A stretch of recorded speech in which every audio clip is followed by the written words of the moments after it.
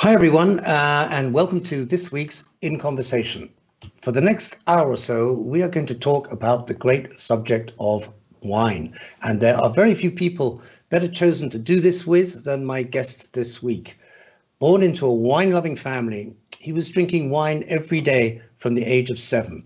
And now, as one of America's leading wine importers and as an expert on port and Madeira, he is exactly the person you want sitting opposite you in a restaurant when the waiter shuffles over with the wine list. He is Bartholomew Broadbent. Bartholomew, welcome to In Conversation. Thank you very much. As I just said in my introduction, growing up in England, your very enlightened parents introduced you to wine at a very young age. And I'm wondering, was it a case of love at first sip for you?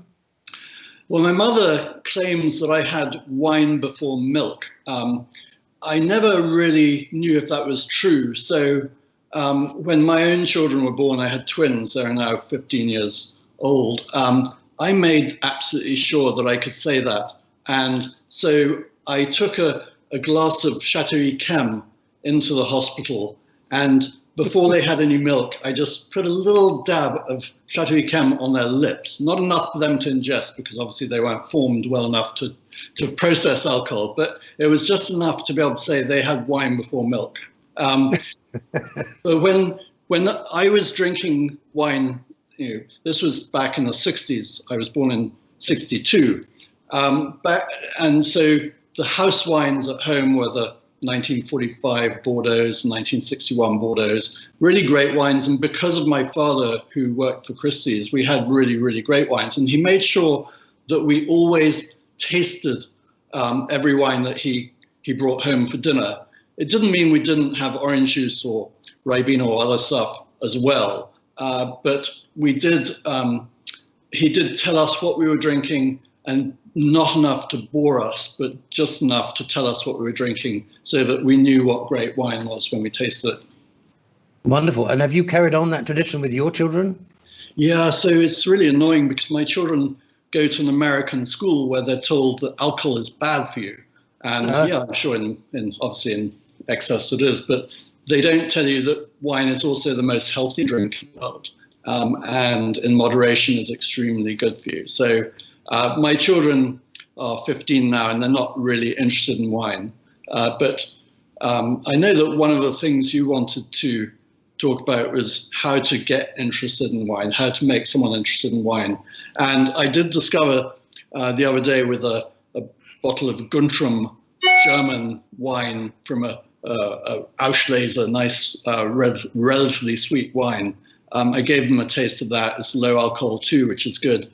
And that they loved. And actually the first time my daughter ever had a glass of wine. And by the way, in America, just before anyone yells at me, in America, in some states, it's perfectly legal for your children to drink wine with your parents at home. So I didn't do anything illegal by giving them wine. Virginia is one of the states where if you want to give wine to your children at home, you can. Well, that's civilized. I mean, it is a contradiction in America that the legal drinking age in so many places is, or maybe it's everywhere, and I think this is unique in the world, is 21 years old, which seems to be. I mean, you can go off and fight a war, but you can't have a beer afterwards. I mean, yeah, I mean, it's ridiculous. And you learn to drive here before you learn to drink. At least in England, you learn to drink and handle alcohol before you get behind a wheel of a car. Here it's the other way around. You're driving and then you have to learn to drink, and it's a disaster. It's ridiculous hangback from prohibition and all these rules in America, which are ridiculous. Right. Well, you mentioned your father, Bartholomew. He was Michael Broadbent, and he was something of a legend in the wine world. He was a writer and a critic and an auctioneer at Christie's, and also a master of wine. Was it then inevitable that you would also build your own life around wine? Well, he didn't want us to go into the wine business because he didn't want us to have an easy life. It would be really easy to just get a job in the wine business and not really pull much weight. So my sister, in fact, she was in the wine business for about 6 months and then went to law school. And and now she's the Chief Magistrate Judge of England and Wales. So she's got a very powerful job. Whereas I really didn't have the imagination to think of anything else. Hugh Grant took my role in life, I think. I should have. But yeah, so I actually went to Australia, traveled around. I did a couple of winery harvests at Rothbury and Yalumba in Australia. And then I met this guy called Mark Hugel from Alsace, and we traveled around together, and his enthusiasm brushed off on me. So it's really he who inspired me. And I sort of wrote back to my father saying, I think I'm going to go into the wine business. And he said, great, there's an opening in London. You should come back a month early and get that job. Right, wonderful. James, can we pull up a picture of Bartholomew's father, a rather elegant gentleman, and we have a nice picture of him whilst we're talking about him, because he was also very famous for his meticulous tasting notes, wasn't he? He kept a incredible quantity of tasting notes in little notebooks. Yeah, he did. He did a few things which are notable.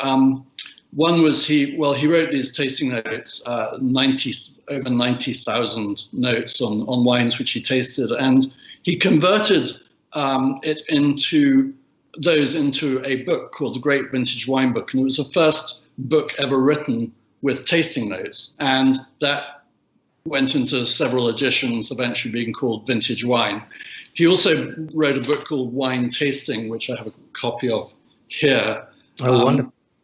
Wine tasting is yeah, weird. A little bit of the way. There we go. We got it. Yeah. Wine tasting was the first book that was about how to taste wine and organize tastings. That was in 68, I think that came out, and it's just republished last year.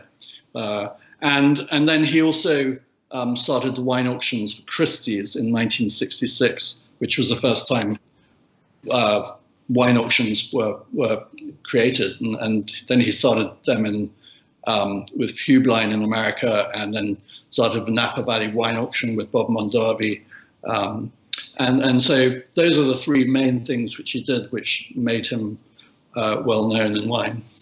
That's wonderful that he started the wine auction business, because now it's a very normal and common thing. But I didn't actually realize that he actually was the first one to begin that. We have a picture of him there in Christie's doing his auctioneering. How wonderful! Yeah, that one's actually a very interesting picture because it shows the Thomas Jefferson wine from 1787, which was produced for auction by a guy called Hardy Rodenstock and bought by the son of Malcolm Forbes, who then put it on he paid $156,000 for that bottle and put it on the Forbes Memorabilia Museum on the dining room table under a spotlight, and the cork under the spotlight shriveled up and it fell in, and the wine immediately turned to vinegar, which was a disaster. And then there was lots of speculation about that wine, whether it was actually authentic or not. My father, who is always willing to be disproven whether it was or not, was happy to have been duped if he had been, but he did a lot of research on it after in the year 2000s and late 90s. And the only thing they couldn't authenticate was when the actual engraving was done on the bottle, which was sometime after 1960. But the wine, the cork, the liquid, the glass, everything was authentic, and the cement on top of it, all that was authentic. But there was a great, there's still most people think it was a fake, and my father didn't know. He wasn't convinced it was fake or authentic. Yeah, I remember at the time it was it was a news item. It was right up there with in the news. Tell me, what about your mother? Was she a big influence on your during your childhood? She was a wonderful cook, wasn't she? She was a huge influence on everything, on my father, on me. Yeah, she was a great cook. So when my parents had dinner parties, it was always my father selecting the wine, and then she would tell him what we would be drinking, and she would have to cook an appropriate meal for that. It wasn't she would say what we're eating, and then he would choose. It was the other way around. And yeah, she was a great influence on me, on my life, on him. He, even to the extent with my Madeira business, when I started that, I sent my parents to the island, and the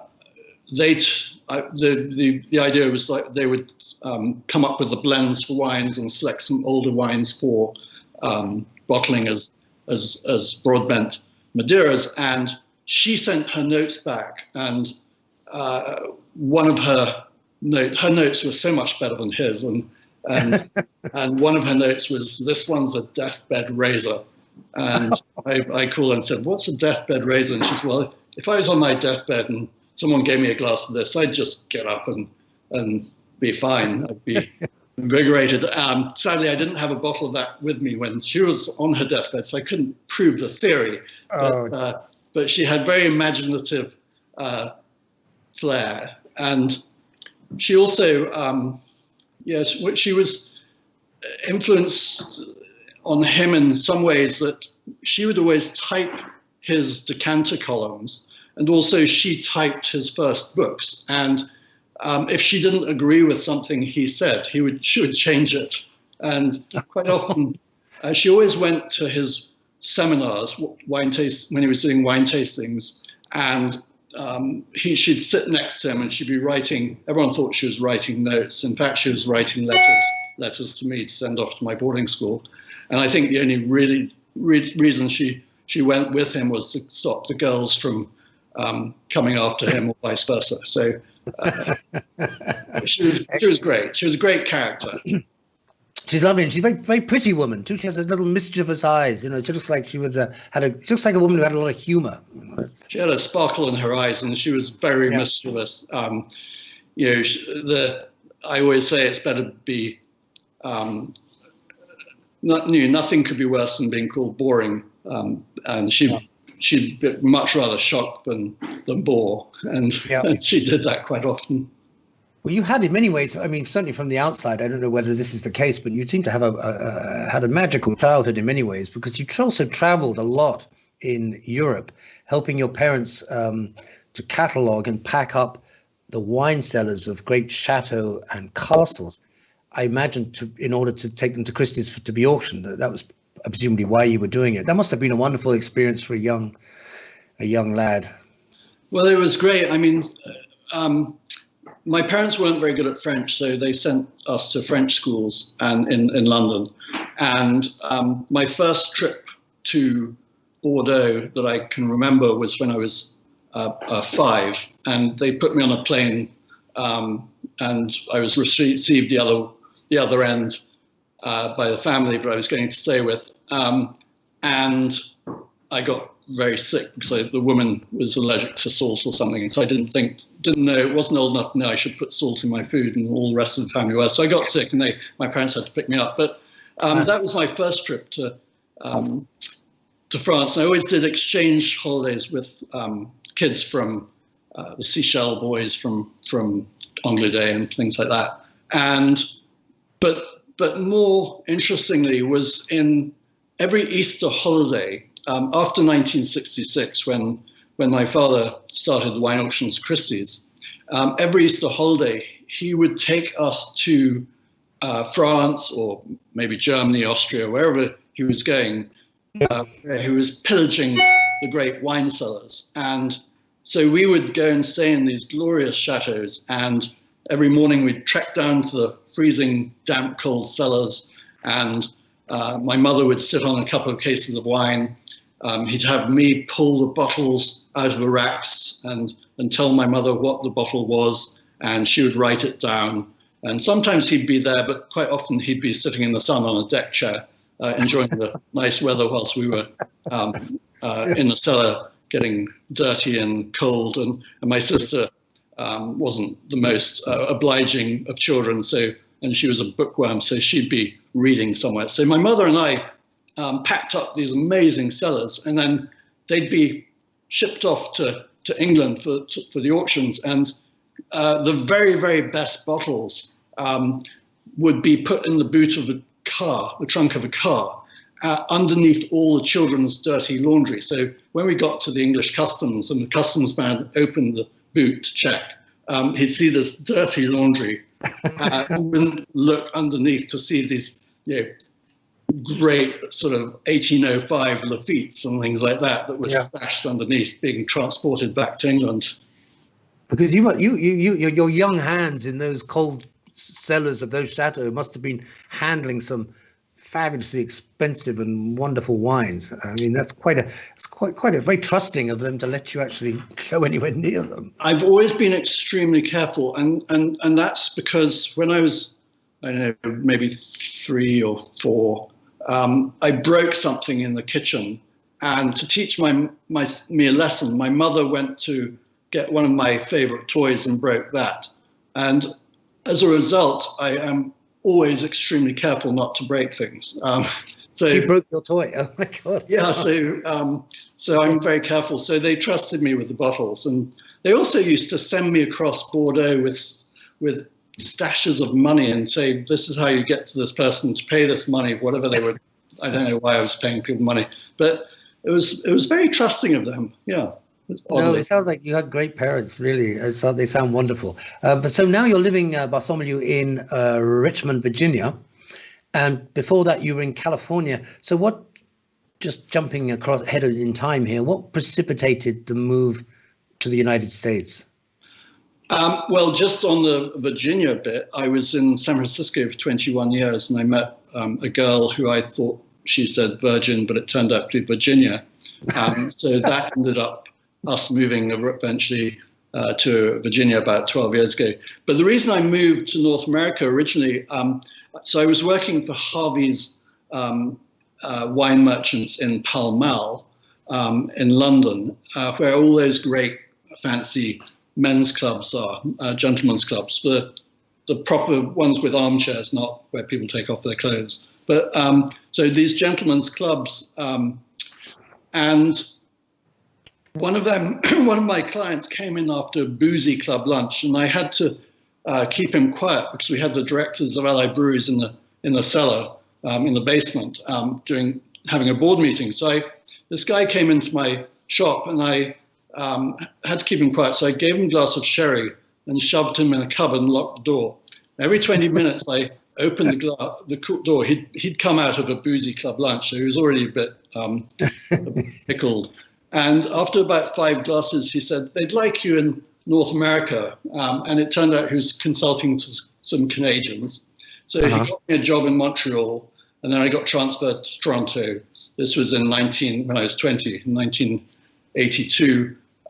Transferred to Toronto, worked there for a few years for this big agency that represented some of the great wine producers of the world, one of whom then recruited me. The Symington family recruited me to work for them in the States, and they asked me to open an office in San Francisco.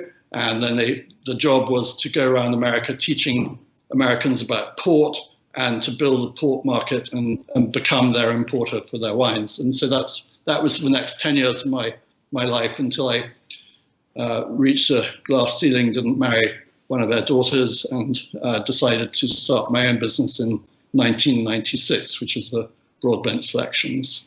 And how would you say in the time that you've been in the United States, I'm guessing that you must have seen an enormous change in the whole subject of wine and the approach to wine and the market of wine in America. Can you say something about that? I mean, it's now very different from how it was when you totally. First went there, I imagine. Yeah. I mean, I remember seeing someone on an airplane reading a Wine Spectator magazine or something, and I went and moved to sit next to them because it was so unusual to see anyone with any interest in wine. And today, it's everywhere. People drink wine instead of other things, but it's hugely changed. I mean, in all sorts of ways. And in quality as well, especially. I mean, it's one of the biggest wine markets in the world now. Exactly. Yeah. Which is brilliant. Yeah. whilst you're talking, Bartholomew, there's quite a lot of questions coming in from people watching us right now. And you mentioned Virginia, and we've got can I ask you a question here from Gail in Seattle? Hello, Gail. Gail says, can you speak about the wine growing in Virginia? Are there any you recommend? Well, this is a subject you know something about, I think. Yeah, I'm passionate about pioneering new wine regions because I guess, I taught Americans about port, and then I taught Americans about Madeira. And then when I started my company, I wanted to have the best wine from each region. And most of the French and Italian wines were already taken up. So I went to the emerging regions, and I got in early with New Zealand wines and with South African and Lebanese, etc. And when we moved to Virginia, I already knew that Virginia was making really good wine, and I decided that Virginia would be the first wine region in the US that I would represent. And so we actually did luckily pick up Barbourville, which is the top winery in Virginia.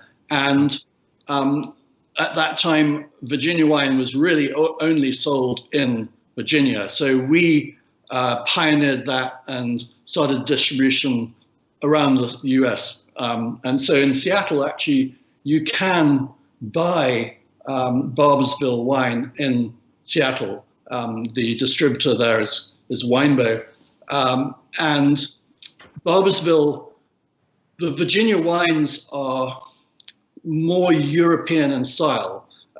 California wines, which today are very intense. I'm talking broadly because there are exceptions to all the rules, but a lot of California wines are very fruit forward, intense, high alcohol, whereas Virginia wines are more European in style, more lower alcohol, less fruit forward, and I'm a huge fan of Virginia wine. I think they make some of the greatest wines in the world, literally.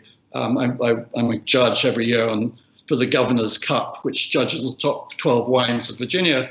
And I'm always amazed by how great they are. But particularly I try the Barbourville Cabernet Franc or the Octagon. Those two from Barbourville are great, and they're available in most states. If you can't find them, anyone can email me through broadbent.com, and I'll make sure. And I think you have a screenshot of Barbourville right now. Is that the Cabernet Franc? I can't really see from here. Or might be on my screen. I can't even make it out, but it could be. Anyway, that's Barbourville. That's wonderful. Yeah, thank you.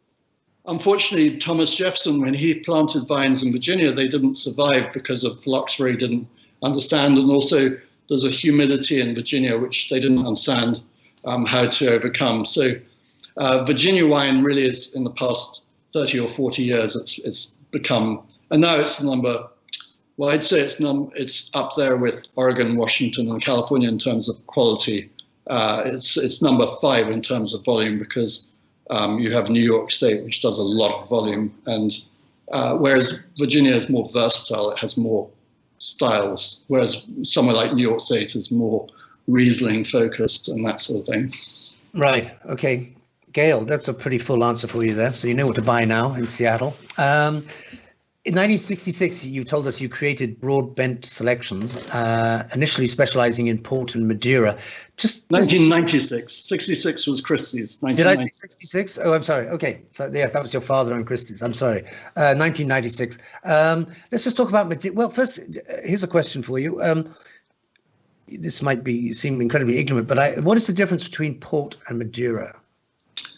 Okay, so it's a question I get a lot, is the difference between port, Madeira, and sherry. They're all fortified wine. We add brandy to the wine during fermentation, which stops the fermentation and raises the alcohol to, well, in the case of port, Madeira, 19-20%, sherry 16.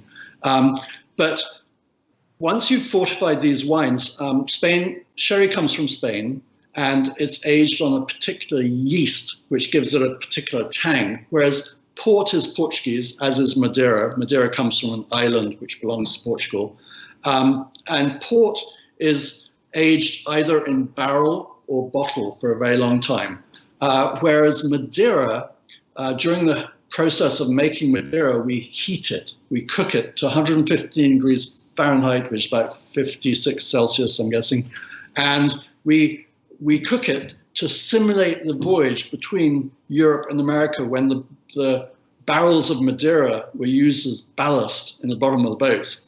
And one day, one of these ships arriving in Savannah or wherever they were going returned to the island of Madeira, and they tasted it and found it was much better than it left, and figured that having crossed the oceans twice, being used as ballast in the holds, they got really warm and heated, and that's how Madeira was discovered and created. Oh, that's extraordinary. That's a wonderful story. So the difference between Port Madeira is that Madeira is heated. Heated. Yes. Okay, that's interesting. And because there was a time when Madeira was drunk a lot in the States, but was nearly destroyed, as you said, by disease, and I think prohibition didn't help either. I mean, what was, just tell us a little bit, because Madeira played an important role in a significant moment of United States American history. Yeah, hugely, and sadly Americans don't know this because all references to alcohol are removed from children's history textbooks. But Madeira's most historic wine in America, it was the Constitution and Declaration of Independence were both toasted with Madeira. It was the first country or place to recognize America's independence. George Washington drank pints of Madeira every day for dinner. Betsy Ross, when she was saying the flag had a side table with Madeira on it. And it was a bigger selling wine until Prohibition. And although phylloxera did destroy most of the vines on the island, but they overcame that with grafting onto American rootstock. But Prohibition was a big thing because 95% of Madeira was sold in America, and 5% went to Russia and England. But when 95% of your business disappears overnight, you rip up vines and plant bananas and other things. So it was tragically destroyed. And then when I was working for the Symington family, back in 1989, we relaunched Madeira in America, and it's been a huge success ever since. It's people. The history of Madeira appeals to people. The drink itself is delicious. It's got a beautiful high acidity. It's very versatile. It goes with all sorts of things. It has that high acidity, so it can go with citrus or balsamic or anything in that sense of puddings and desserts. Or it's also got a dry finish, whereas dessert wines like Rieslings and Sauternes have a sweet finish, whereas Madeira, even if it's a sweet wine, it has a dry finish, so it doesn't clash with the sweetness of the dessert. So you can have it with any dessert. And also, I think I'm right in saying it doesn't go off. Is that correct? It doesn't go off. Once you open a bottle of Madeira, it's really good for forever, which is a great thing. But if you keep it forever, you're not a very good Madeira drinker. And it's very versatile. I don't know if it's appropriate to tell you a funny story about Julia Child. Yes. I was doing I was the reserve tasting director for the Food and Wine Classic in Aspen for 25 years. And so I organized these tastings, and we were doing a Madeira tasting. I knew Julia Child loved Madeira. And so I invited her onto the panel, and we also had Robert Parker, who's a wine writer, on the panel, and a couple of other people. And right before the tasting started at the Little Nell in Aspen, Julia said, "Bananas, you've got to have bananas." I said, "Why?" And she said, "Because bananas and Madeira are the best food and wine combination in the world."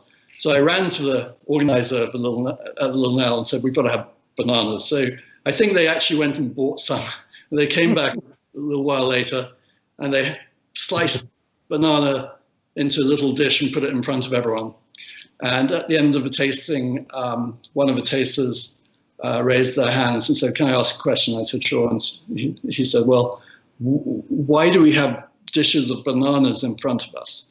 And Julia had this magnificent voice, and I turned to her and said, Julia, why can you tell him why you wanted bananas? And she said, oh dear, I can't remember. Just a fantastic moment. Yeah, that must have been exciting meeting Julia and Robert Parker, who, if anybody doesn't know, is is pretty close to God in the world of wine. I mean, he is a legend with his wine notes. We're getting a lot of questions in. Whilst we're on the subject of port, Bartholomew, Donald in Montpellier. Hi, Donald. I'm thinking that's Montpellier in France. Donald asks, does the word port come from the place Porto on the Douro River, or is it the other way around, or something completely different? No, it's named after the town. So the Douro River goes from the mouth from Portugal, flows into Spain, where it's renamed the Ribeiro del Douro. But the Douro flows from Spain through Portugal out through the town of Oporto, and the vines are grown in the Douro Valley close to the Spanish border, and then they are usually shipped down to Oporto to be aged in large warehouses, and so the name came from the town. Okay, that's great. Let's clear that up. Cassandra, hi Cassandra, in Studio City, California, says, can one make a spritzer type drink with port wine? Thank you. Why not? Why not? Absolutely. Yeah, why not? Personally, I would use a white port rather than a red port, but you could for sure. Absolutely. Yes. It sounds like something for a hot day. It would be nice. Yeah, really fun. In fact, with white ports, white port is the best way to drink white port. The most common way to drink white port is called a portonic, where you mix white port with tonic water and maybe put in a slice of lime and pour it on ice, and it's delicious. But port is a very versatile drink, and so you can make cocktails out of it and spritzers, yes. Tony in the United Kingdom says, white port, how best to serve it? Ice cold? Well, question mark. You kind of answered that. I sort of answered that, didn't I? Got around to that one, but there you go, Tony. We're paying attention to you. We got another one here. Yeah, Brendan. Brendan in Malibu asks, what is the difference between white port and red port? So the way that they're made is exactly the same way as each other. We pick the grapes, and during fermentation, we bring the fermentation to about 7% alcohol, and at that point we add the brandy to the wine, which raises it to about 20% alcohol. We do that with white port and red port. The difference is the grape varieties. There are over 200 grapes made for used for making red port, and there are quite a lot of white grape ports too. But it's pretty much the same system for both. Okay, thank you. Bartholomew, let's talk about a wine that is very close to your heart.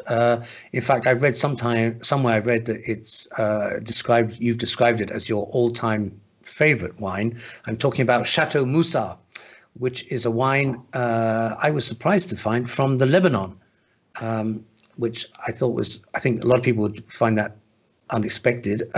So tell us, why is this wine so special for you? In 1979, I was again being used as slave labor by my parents, and I was behind the booth at the Christie's stand at the Bristol Wine Fair. And this chap, in the height of the Civil War, came up to my father and asked my father to taste his wine. And at that moment, same time, my father gave me a glass and said, "Will you taste this wine?" And I tasted it and immediately said, "This is the best wine I've ever had in my life." And that's having, drunk some of the greatest wines around. So I knew what good wine was, but this wine was unique, and it was absolutely delicious. And I've always since then said it's the best wine in my life. But Chateau Moussard is a unique wine in so many ways. There are so many great stories because they continued making it during the Civil War. There are great heroic stories. In fact, there's a a book that came out on it called Chateau Musard. Right. Is available in England and from our website, broadbent.com. But the wine is unique because the winemaker Serge Hochau, who was trained by Émile Peynaud, the greatest wine teacher of all time in Bordeaux, and he went back to Lebanon and made the wine exactly the opposite of how he was taught, because he found that if he made the wine the way he was taught, it tasted like all the other wines. So if he did the opposite, it would be completely unique. And in so many ways, it's unique, and it's even probably the most organic or naturally made wine in the world. In fact, when the natural wine movement started, a guy called Luca in Italy was visiting Chateau Musard and tasted these beautiful wines and said, well, if you can do this in Lebanon, surely we can do this in Italy. And he started the natural wine movement in Italy, and that's spread across the world. Some with great success, but others not so much. But the ground zero for that was Chateau Musard. And it's a wine which ages extremely well.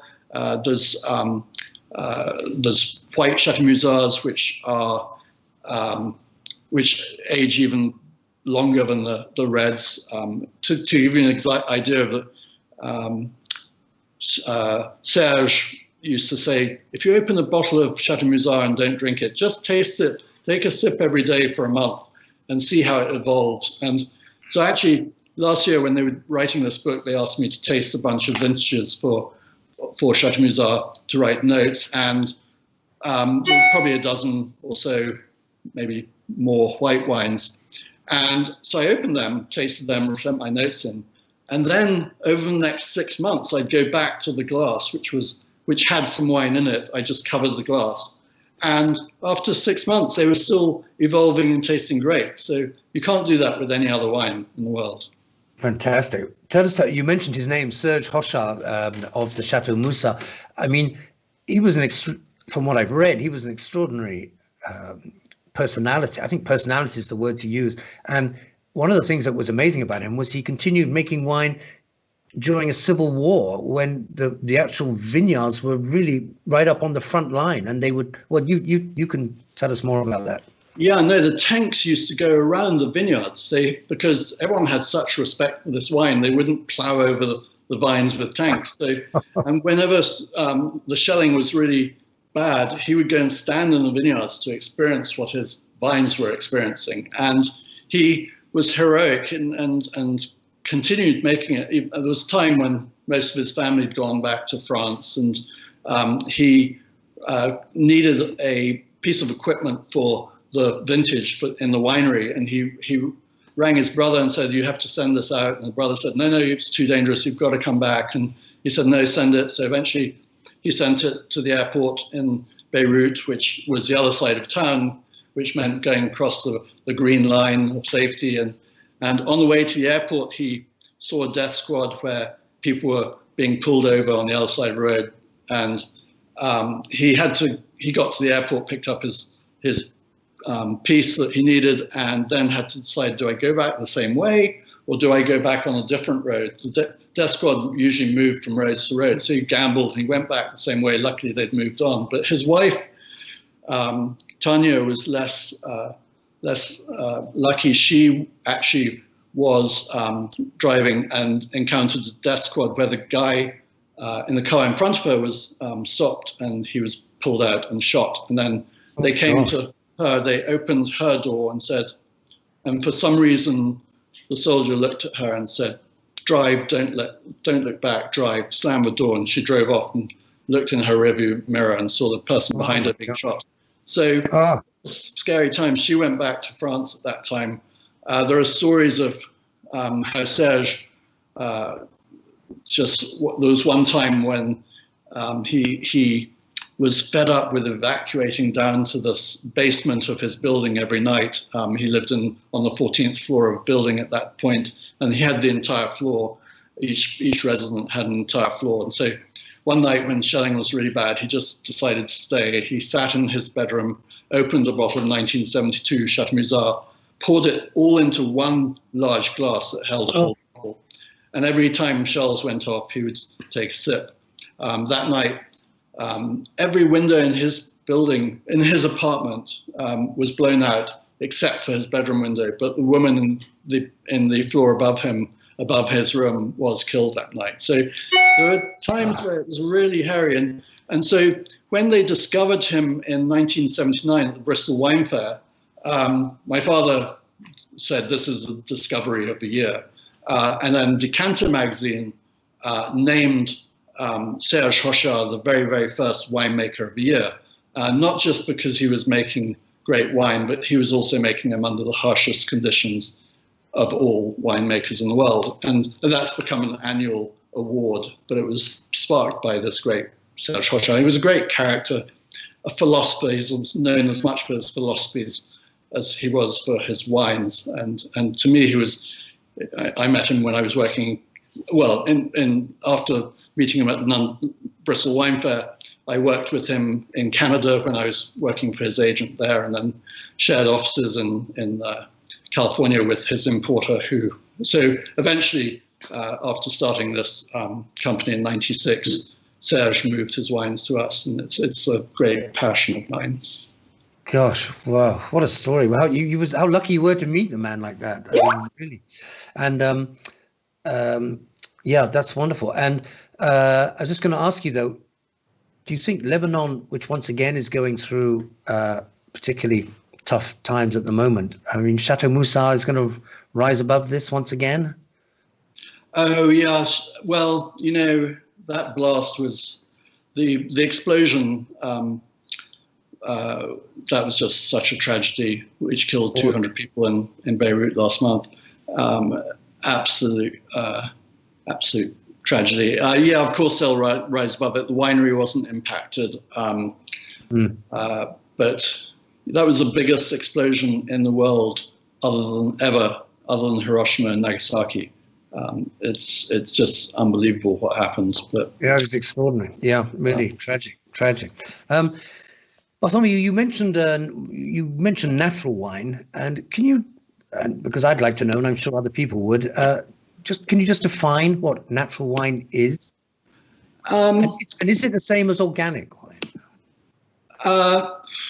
Well, no, I'd say no about that, because when we represent wines in Phil Broadbent selections, one of my criteria, I have 3 criteria. One is that the wines have to be the best of their kind and extremely, really, really good.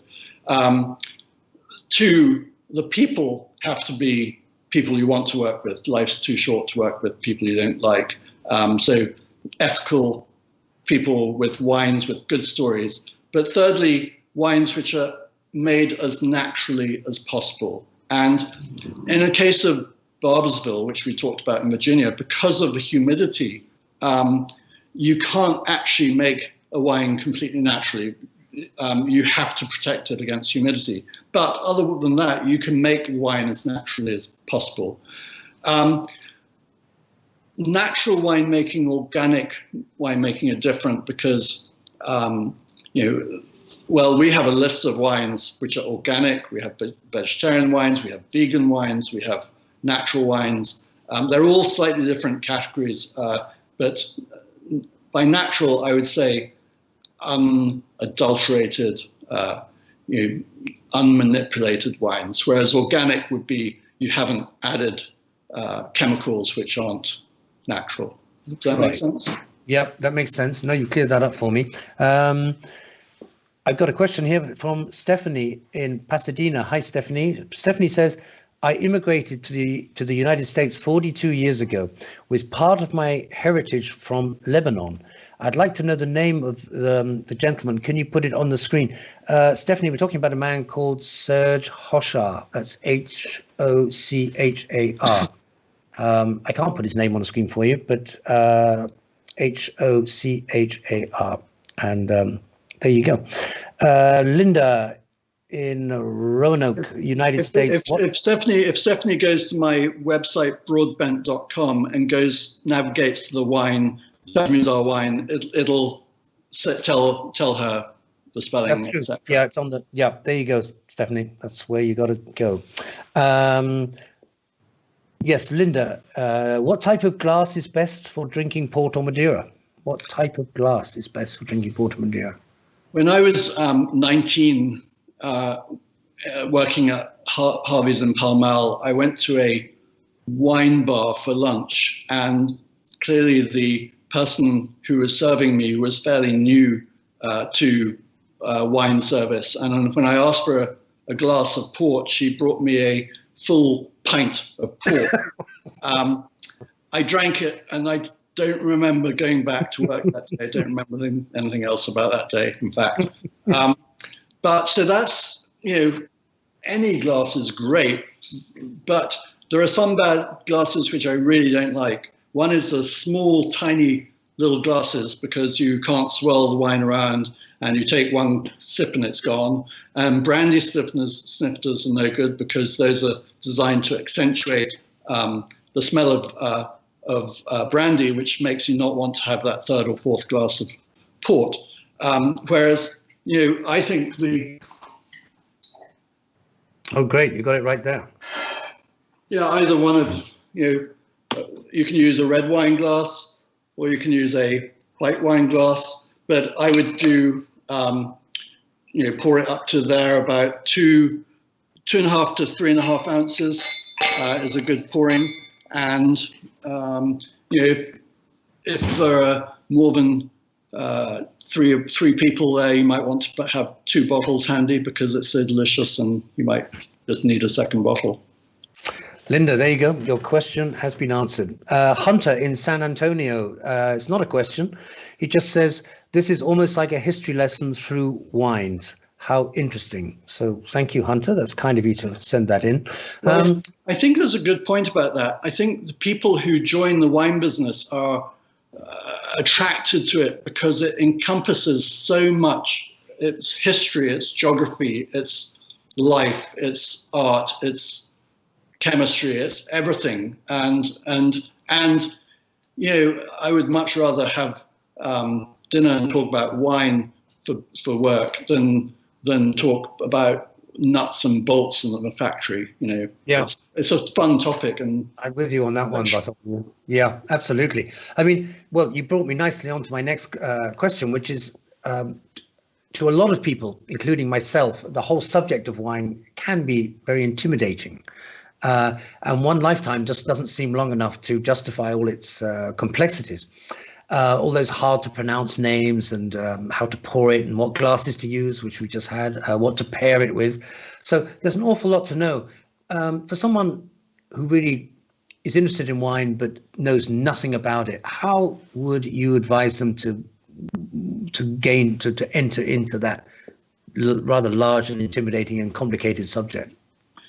Yeah, it can be intimidating. And my father's advice when people were starting to show an interest in wine, he would tell people, write something write down every wine you drink and write something about it that comes to mind.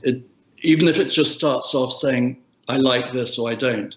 But then eventually you start describing it better. And it focuses your mind on it. And so writing something down every time you taste something to try and remember, etc., is good. Of course, my father's book that's what it's all about. Wine tasting. Right. That's the great beginner book on wine. It's available on my website.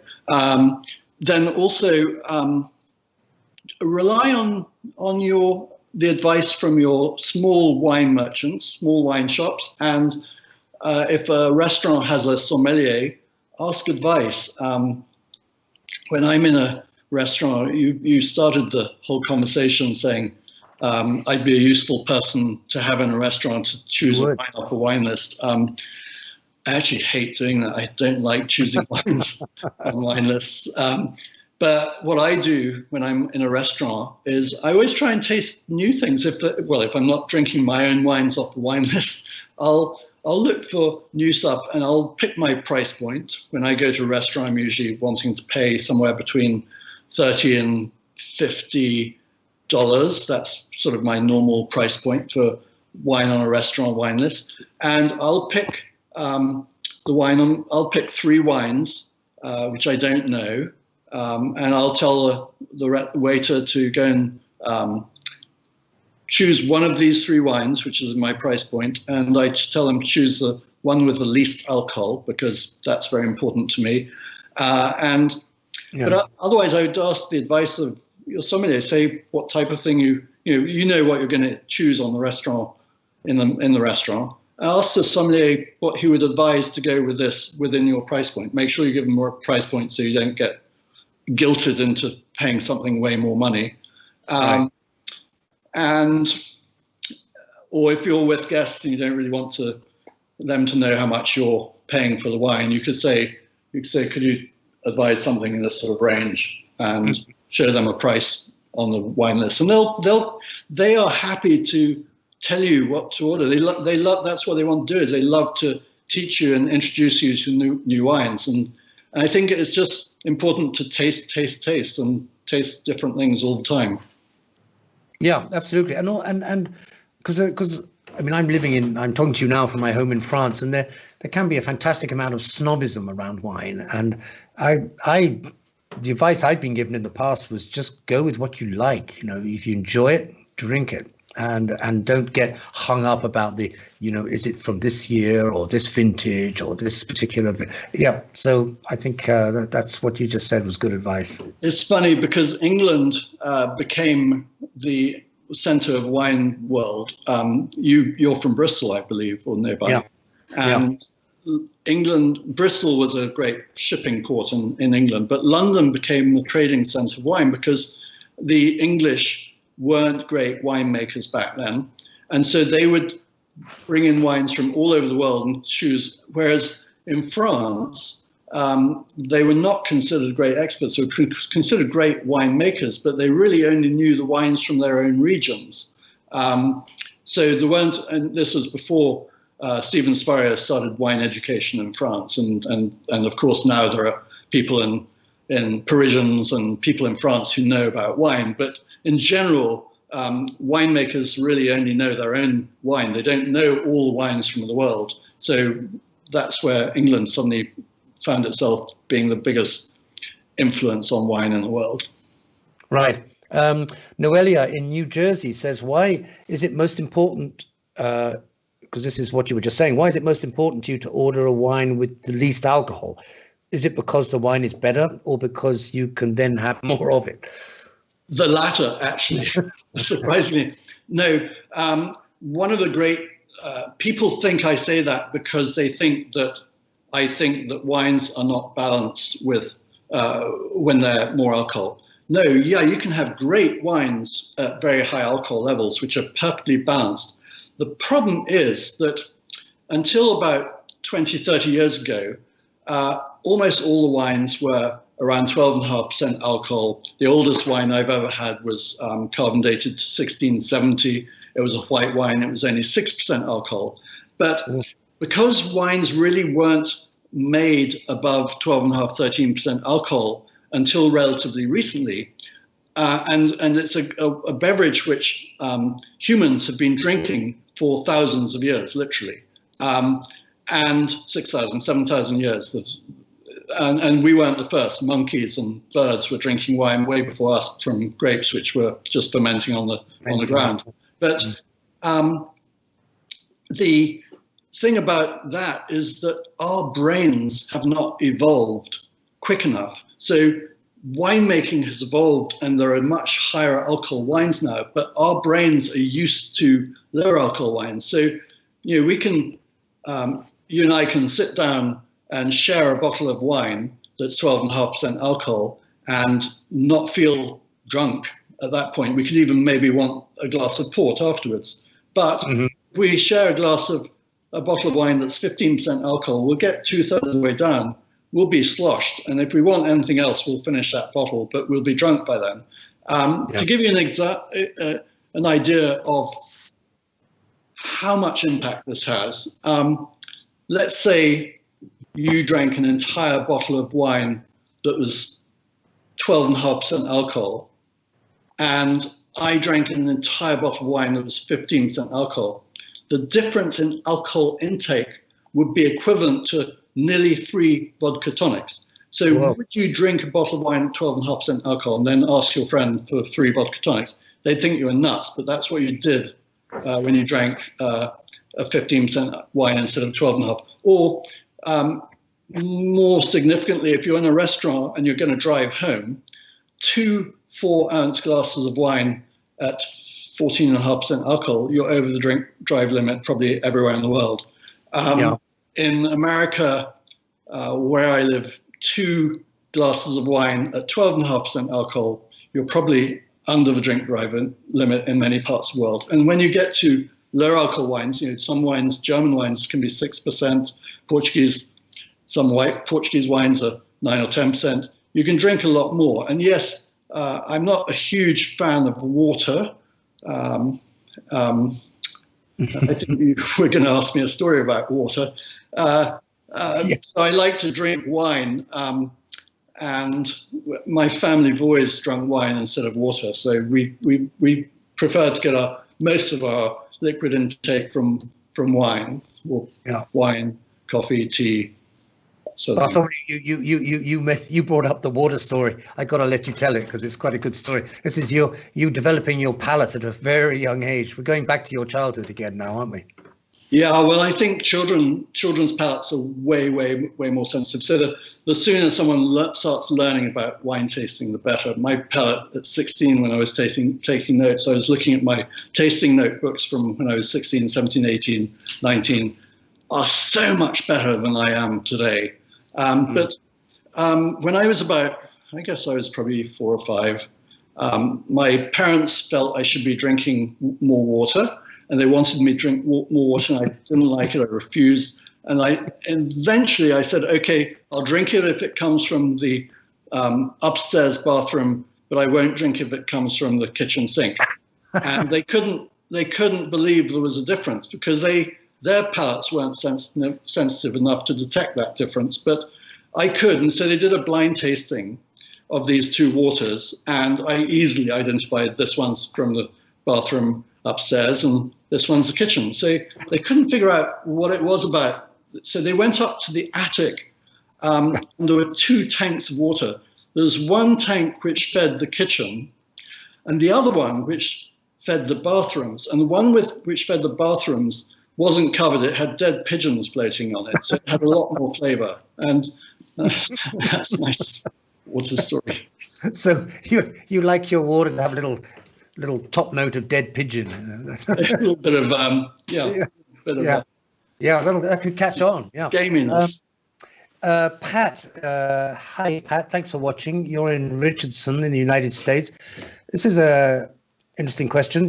Pat says, living in Texas, we go to Fredericksburg often. This is like going to Napa Valley 40 or 50 years ago.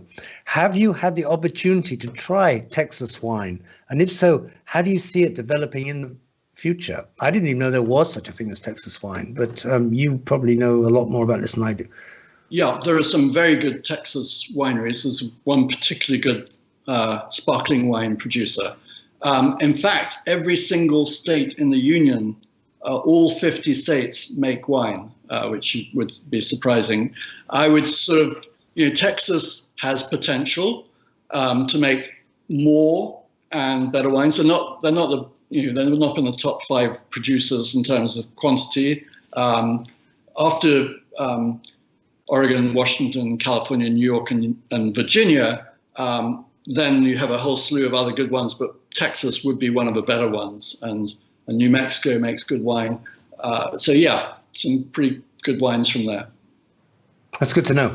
Now, as we were saying, there's often quite a lot of confusion about some of the rights and wrongs concerning wine that maybe you could clear up for us. And let's start with this. For example, is a bottle with a cork in it superior to one with a screw top?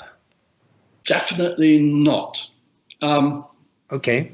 I learned this lesson when I was 18, and I was in Australia. I was working in a winery, Yalumba winery, and I was staying with the family who owned it, the Hillsmith family.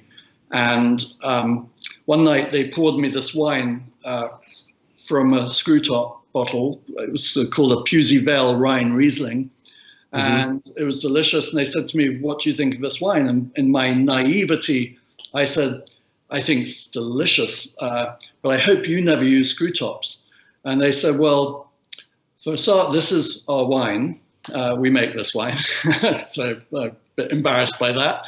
And then they explained, and this was back in 1981, I think. They explained that they had already had experimentation for 20 years at that point with Selvin screw tops and aging wines, and they aged just as well. So from that moment, I was a convert. And in fact, now, in a way, I wish all wines were in screw tops. I love screw top wines. It's way better to run home and screw off a top and then pour yourself. It saves so much time when you get home from work and you just want a glass of wine and you don't have to fiddle with a corkscrew. And also you don't get the risk of cork taint, which happens a fair amount in bottles of wine.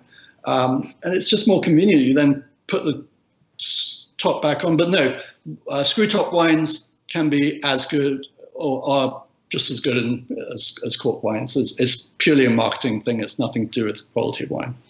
Well, that's interesting. I mean, I beg to differ slightly because, I mean, I'm a lover of ritual, and there is a ritual involved in opening a bottle of wine with a cork in it.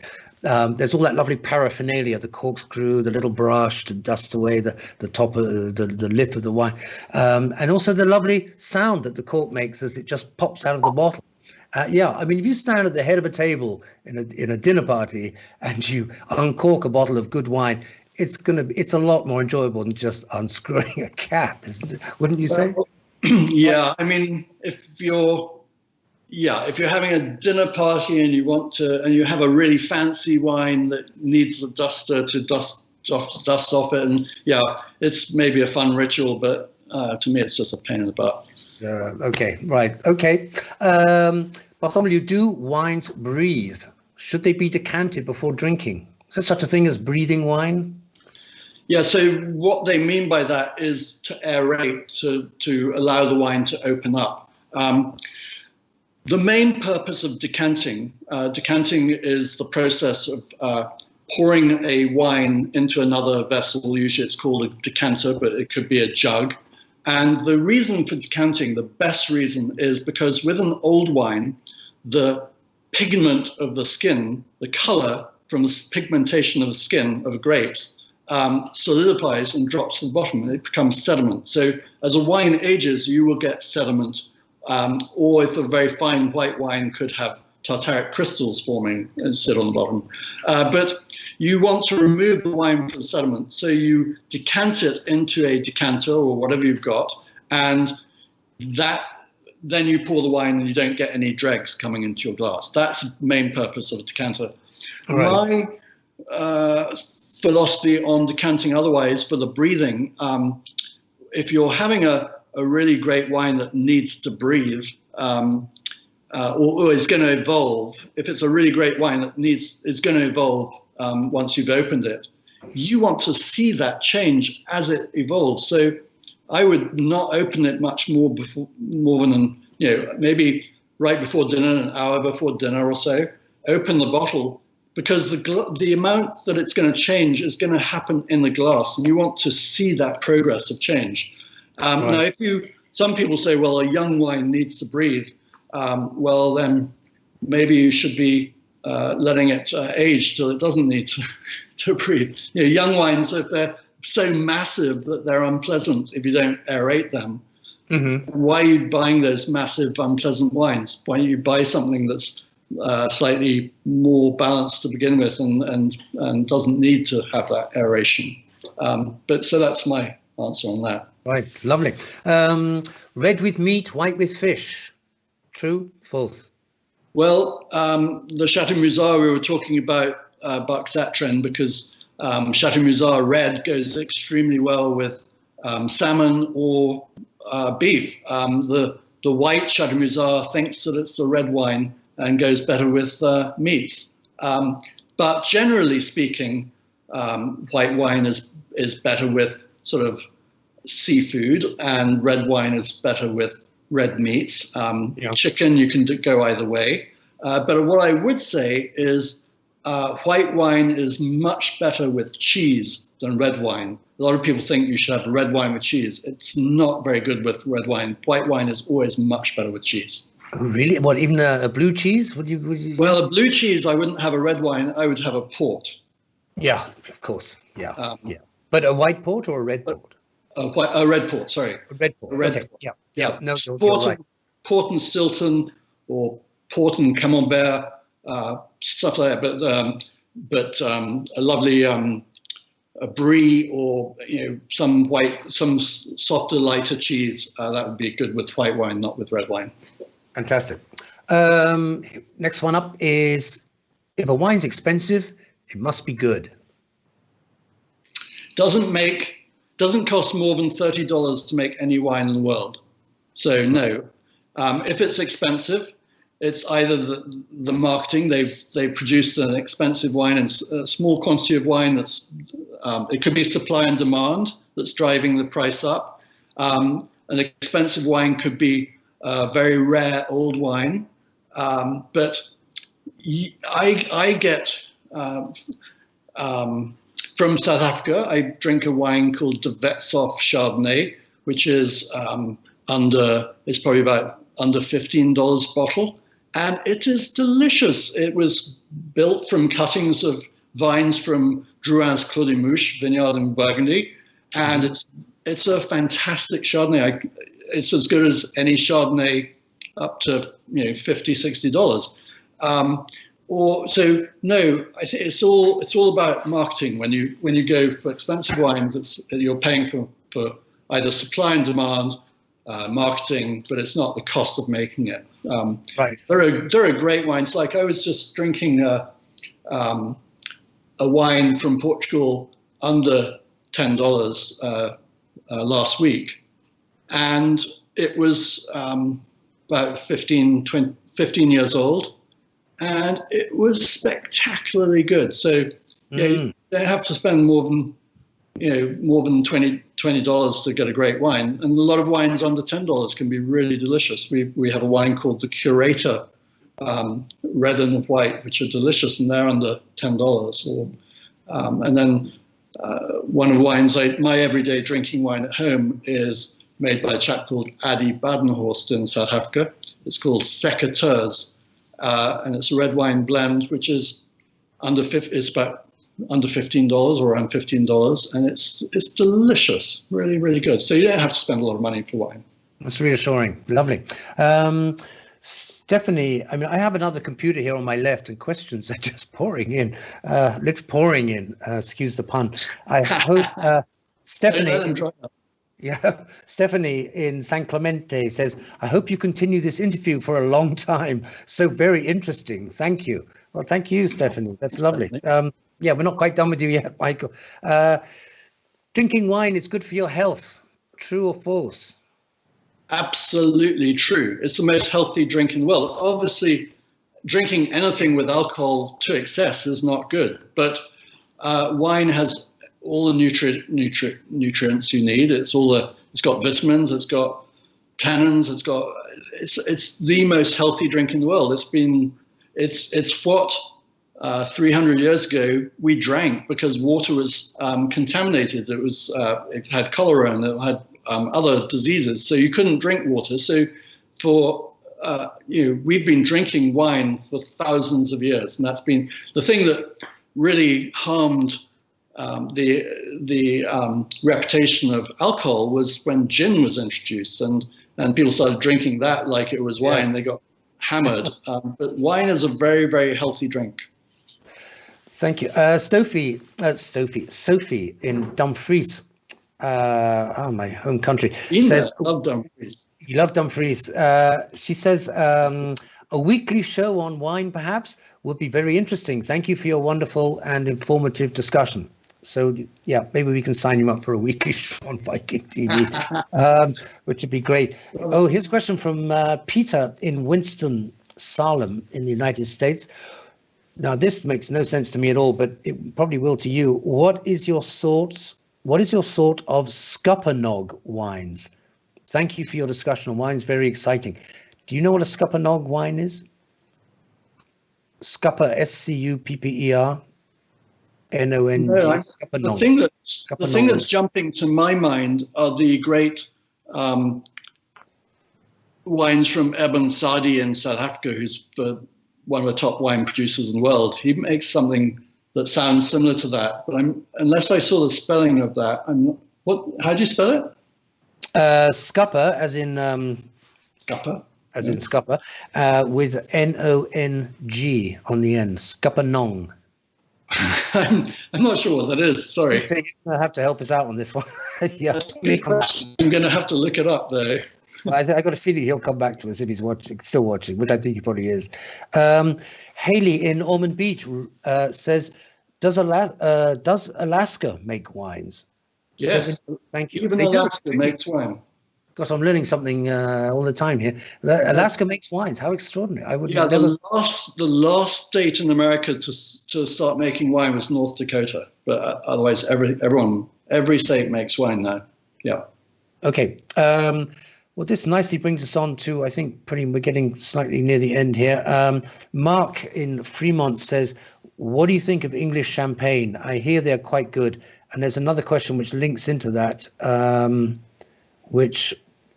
Okay, just bear with me. Well, yes, from Lavon in Tampa. How do you think global warming will affect wine production and quality in the future? So those things are sort of connected in a way. I mean, if look what I happen to have. Oh my God, you've got one right there. Right in front of me. Just a little bit. Yeah, there we go. There we got it. Wow, the English champagne. Yeah, English sparkling wine, you should say. Yeah, because you can't call it champagne, can you? Yeah, the French will string you up and hang you. Guillotine you. Yeah. No, English sparkling wine today, I think, is as good as champagne. It wasn't the case until global warming. Yeah, so global warming does hugely impact every region in the world, mostly negatively. In England, they're probably the only ones who are saying, "Yay, we can now make great wine," when we couldn't before, thanks to global warming. But most regions today are picking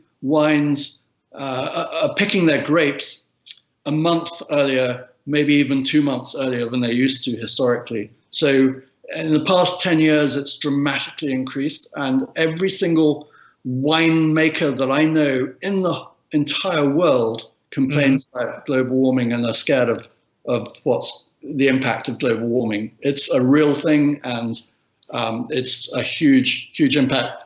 English sparkling wine is made on the southern coast, Surrey, Kent, Sussex, Kent, Hampshire, and Gusbourne, which I just showed you, is, I think, the top quality English sparkling wine, but there are a lot of really good ones being made in England. It's the fastest growing agriculture in England, and they did a similar thing. You may have heard of the famous tasting, which Stephen Spurrier did, Judgment of Paris, where he pitted great French wines against California, and the outcome back then was that California really shone, and it was French judges, which was very upsetting for the French.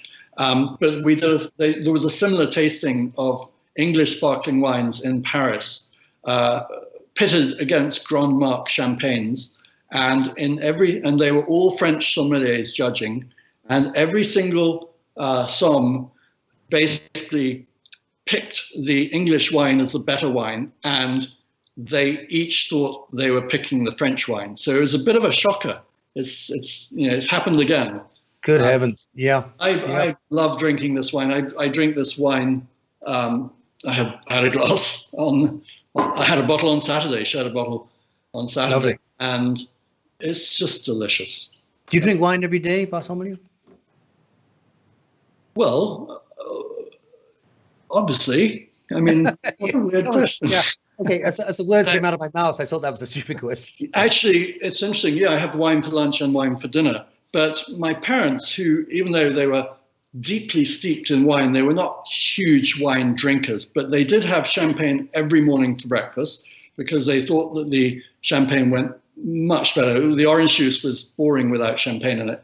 But then they wouldn't drink anything else until, well, if you went to see my father at Christie's, the morning coffee at Christie's was so terrible. He'd always give you a glass of Madeira instead. And then he would not drink anything else until lunch, except for maybe a Bloody Mary before lunch. And then he'd have white wine, red wine for lunch, and then port afterwards. But then in the afternoon, the tea at Christie's was terrible too, so he'd give you more Madeira then. And then he wouldn't have a drink until dinner, except for before dinner, he'd either have a gin and tonic or a whiskey or something like that. And then he'd have his white wine, red wine with dinner, and then port afterwards. But his doctor said, for your heart, Michael, you have to have something with alcohol to drink every day before you go to bed. So he has Romagné. He lived 92. He was just shy of 93 when he died in March this year. But when he was a week away from being 92, he got married for a second time. And he published a new book. And so his brain was functioning. Unfortunately, he fell off a chair and broke his back. And so that was the eventual decline. But you know, he drank. But when I talk about how much he drinks, people think, oh, he must have been drunk all the time. Well, I don't think I ever saw him drunk. Maybe I never saw him sober. But actually what happened was he wouldn't have big glasses like this.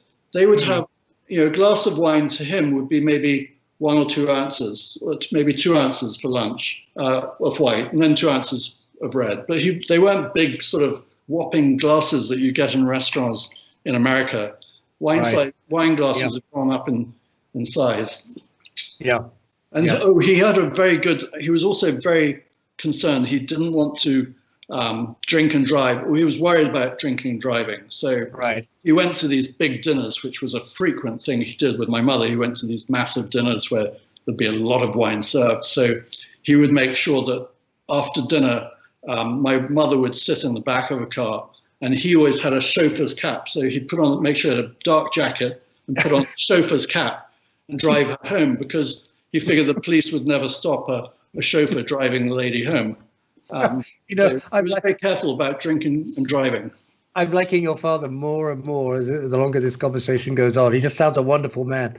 Here's quite a strange question from Lorianne. She says, she's from Basking Ridge. Hi, Lorianne. She says, how about the nice lady who made a Hitchcock appearance behind you about an hour ago?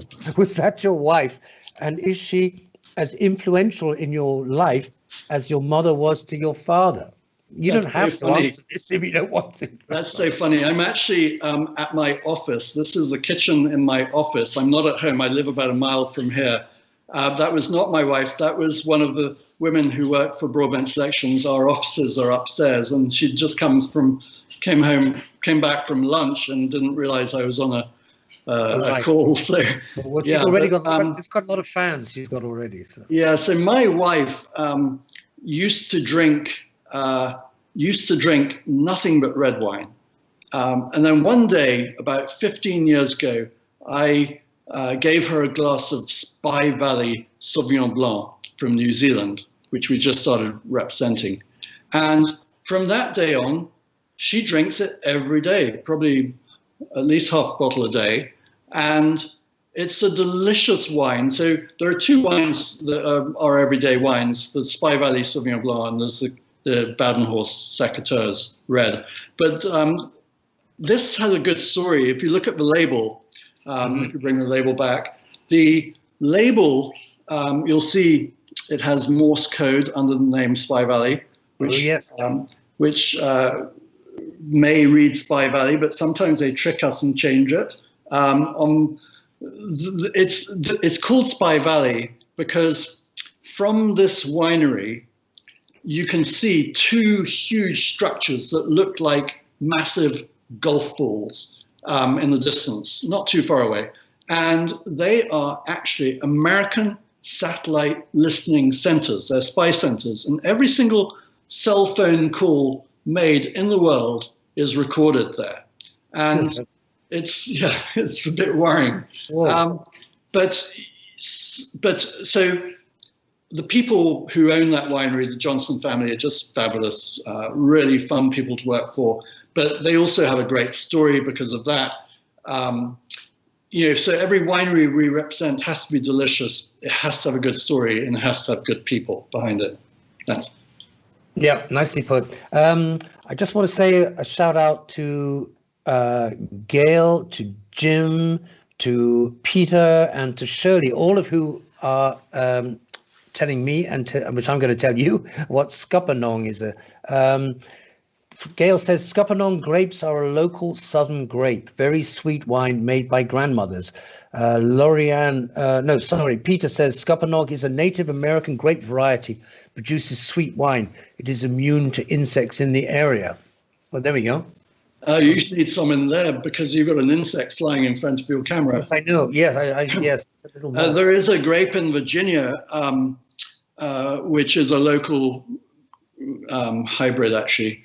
I'm not going to mention it because I'll be strung and quartered for that. But when we had some English wine writers here in Virginia, they described this grape as being resistant to fruit flies because they said that if a fruit fly flew over a glass of this wine, it would just drop down dead. It was so horrible. But so I will look for it. I wonder if it has another name. A lot of grapes do have different names, so I'll definitely look for that. I don't know that it's grown in Virginia. It certainly hasn't ever reached the Governor's Cup round of finalists. I think it's further south than that. But, further south, yeah, probably. Looks that way. I will look for it, and thank you all those people for clarifying what that was. Yes, thank you indeed. That's great. It's lovely. I love the the interactive element of this, having a conversation like this. Bartholomew, I think all this talk about wine has made me pretty thirsty, and I'm hoping you're of a similar opinion. So we could do something that we've never done on this show before, and that is have a drink of wine. Now, just show us what you're drinking first, and then I'll show you what I'm drinking. Well, I started at lunch, so. Oh, right. That's why it's such a good mood. Yeah. Okay. All right. Yeah. Okay. Good lunch. You can see how much I drank at lunch. So just tell us about that bottle, that wine you've got in your hand. So this is a Broadbent Vinho Verde. Mm-hmm. And it's from Portugal. It's a low alcohol, slightly effervescent. It's not a sparkling wine. Its effervescence is slightly less than, say, Coca-Cola, but it's got that little bit of spritziness, which is really appealing. It's only 9% alcohol, so you can drink a lot of it. It's delicious, refreshing. In Portugal, we would drink that instead of Coca-Cola because it's just a refreshing drink. Right. My little niece, you see this flower? Yes. My niece Alice, she painted that when she was 4 years old.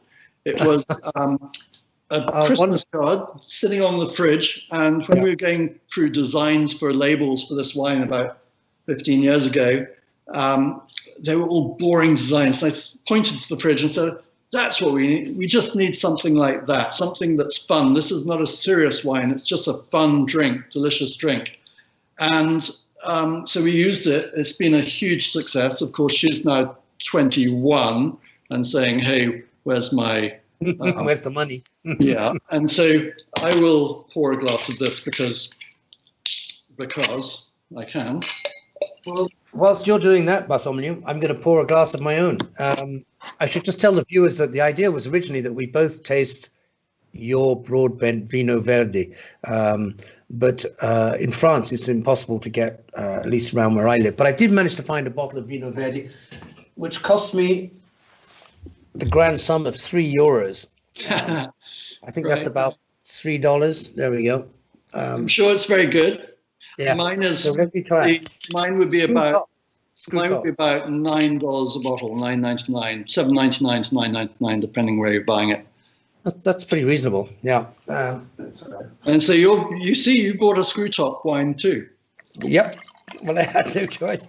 There we go. So let me try this. And I believe you're in Normandy, which is cider country. And who really needs a Vino Verde when you've got such beautiful ciders? But this is very similar. If you smell it, well, mine is very appley. I don't know what yours is like. Yep, it's appley. And it's why? I mean, I don't speak Portuguese, but Vino Verde to me means green wine. Yeah, but it's not. Obviously, why they call it green wine? Well, it's picked very, very young. Vino Verde is a region of Portugal. It's a fairly big region where they make lots of different styles of wine. Kind of like Calvados is a brandy of sorts, but not all brandies are Calvados. Or cognac is brandy. Not all brandy is cognac, but all cognac is brandy. So not all Vino Verde wine is Vino Verde. There are lots of wines made in the region, but this is what I call a classic Vino Verde. Right. It's basically you never see the grape varieties on it. No. You never see a vintage date because we keep them in stainless steel tanks until we actually bottle them. And then we will blend them kind of like a champagne blender. We want wine to be consistent every time we bottle it. So you can't have a vintage dated wine because you can't blend it to get to be the same every year. So just like champagne, non-vintage champagne, this is a non-vintage Vino Verde. It's only 9% alcohol. By law, it has to be under 11% alcohol.